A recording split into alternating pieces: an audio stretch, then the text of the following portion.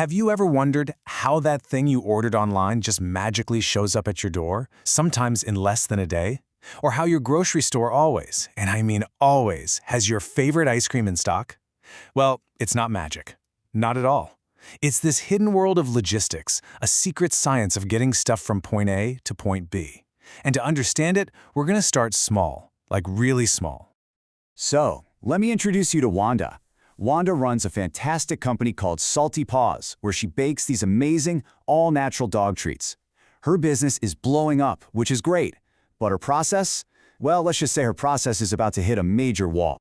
And this is just a perfect picture of where so many businesses start, right? Everything is done by hand. She bakes one little batch at a time. She stores the finished treats on top of her washing machine, which you can imagine gets a little tricky on laundry day. She wraps every box by hand and makes a trip to the shipping store every single day. It has a certain charm for sure, but it is pure uncut chaos.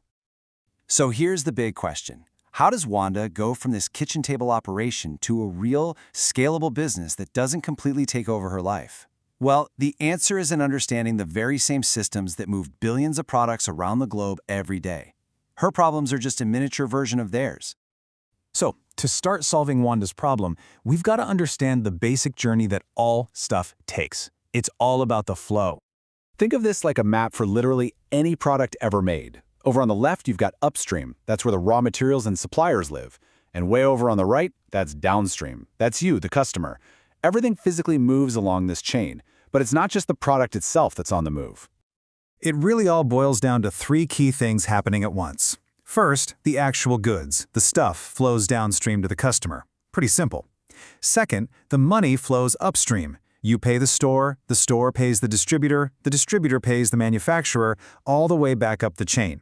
And third, and honestly, this is the one that runs the whole show, information flows in both directions, coordinating every single step. So within this flow, every single business, and yep, that includes Wanda's, is dealing with two kinds of storage.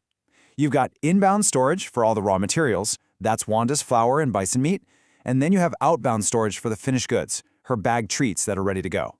Right now, her garage is her inbound storage, and yep, that washing machine is her outbound storage.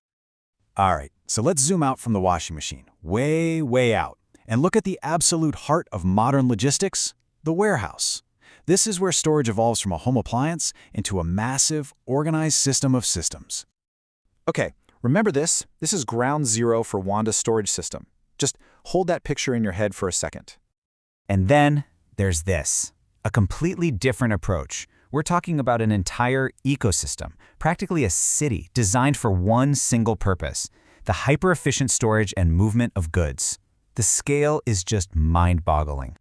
Now, you've probably heard people use the words warehouse and distribution center like they're the same thing, but there's a really key difference in their philosophy. A warehouse is kind of like a library. Its main job is long-term storage, keeping things safe. A distribution center, or a DC, is way more like a busy airport hub. Its only job is speed. Getting things in and out the door as fast as humanly possible. So this massive scale creates a pretty obvious problem, right? In a building the size of 18 football fields, filled with millions of items, how on earth do you find one specific bag of dog treats? The answer is a super simple but totally brilliant idea. The SKU. That stands for Stock Keeping Unit. Every single product variation, and I mean every size, every color, every flavor, gets its own unique code. For Wanda, that means a small bag of bison treats gets a different SKU than a large bag. It's basically the product's unique fingerprint, letting a computer know exactly what it is and where it is at all times. Okay, so you know where everything is. That's a huge step. But the next question is maybe even tougher.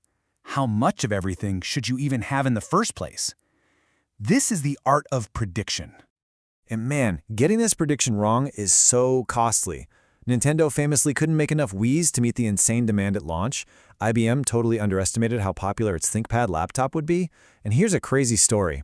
After 9/11, Target ran out of American flags because their system only updated once a day. But Walmart's system updated every 5 minutes. They saw the huge spike in demand in real time and literally bought up the entire country's available supply before Target even knew it had a problem. And that is why businesses are completely obsessed with something called demand planning. It's this whole process of forecasting what you think customers are actually going to buy, and that forecast then dictates everything else. For Wanda, this isn't about global supply. It's about knowing if she needs a 5-pound or a 50-pound bag of flour before the holiday rush. So how do you get better at this prediction game? Well, you stop guessing all by yourself in the dark. The solution today is all about collaboration. Instead of every company in the supply chain making their own secret guess, they share their data. It's called collaborative planning, forecasting, and replenishment. It's a mouthful, so everyone just calls it CPFR. Walmart's Retail Link system is the classic example. It gives their suppliers a direct window into how their stuff is selling store by store so they can all plan for the future together. And this brings us to our final piece of the puzzle, using all these smarter systems to move from total chaos to something that looks a lot more like control. First off, you have to realize that not all your inventory is created equal, not even close. There's something called ABC analysis, which basically uses the 80-20 rule. Your A items are your superstars, the 20% of your products that bring in 80% of your money. You watch those like a hawk. Your C items, on the other hand, are the 50% of your products that only make up 5% of your revenue. You can be a little more relaxed with those. Then you can totally change how you think about even having stock. The old way was to keep a giant safety stock just in case, but that's a lot of cash just sitting on a shelf. The new ways are much leaner. With just-in-time, which Dell is famous for, parts arrive right at the factory at the exact moment they're needed. And cross-docking is even wilder. Goods don't get stored at all. They're unloaded from an inbound truck, sorted, and loaded right onto an outbound truck, sometimes in just a few hours. It's less a warehouse and more a high-speed sorting hub. And of course, the technology tracking all this has gotten a major upgrade. The barcode, that was revolutionary, right? But you still have to scan every single item, one by one. RFID tags, though, they emit a radio signal. They just shout out who they are. You can drive a whole pallet of goods past a reader and scan everything instantly, capturing way more data way faster.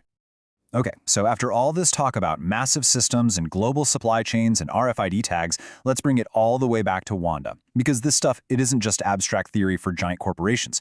For her, this is a roadmap. This is her way out of the chaos. Look, she doesn't need a 4 million square foot warehouse, but she does need SKUs for her different treat flavors. She does need to do some basic demand planning for the holidays. She can treat her most popular bison treats as her A items. The principles of logistics are universal, you know? They're just about creating order from chaos. And the really exciting question for the future is this: what happens when these powerful tools for creating order are accessible to everyone, not just the giants? What new ideas are going to be unleashed then?